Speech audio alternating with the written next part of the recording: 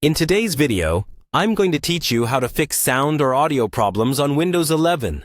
Let's dive in and ensure your audio is up and running smoothly, so you can get back to enjoying your computer without any pesky sound issues. First, let's use the search bar on your desktop. Simply type Services into it and hit Enter. Accessing this section is commonly the first troubleshooting step for audio problems, as it helps verify the crucial services Windows uses to manage sound. Once inside the Services window, look for an entry labeled Windows Audio.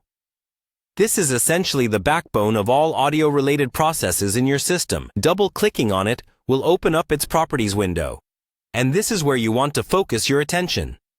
In the Properties window, one of the most important things to check is the startup type. It should be set to Automatic. This setting ensures that every time your computer boots up, the audio service starts immediately without requiring manual intervention. If it's not set to Automatic, switch it from its current setting and hit Apply to secure the change. Next, observe the service status. If it reads Stopped, you'll want to get it running. Simply click the Start button right there in the window. If it's already running, that's great. This means the audio services are working on boot.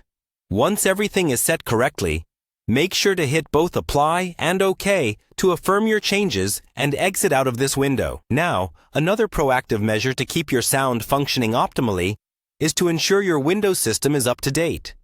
For that, you can head over to your device's settings. Within Settings, locate the Windows Update section. By clicking on it, you can check whether there are any pending updates. Updates often contain important patches and fixes, including those that improve sound and audio drivers. To sum it all up, accessing and configuring the Services window helps ensure that your audio starts with Windows, maintaining seamless sound function. Meanwhile, keeping your system updated with the latest from Windows Update can prevent potential problems before they start.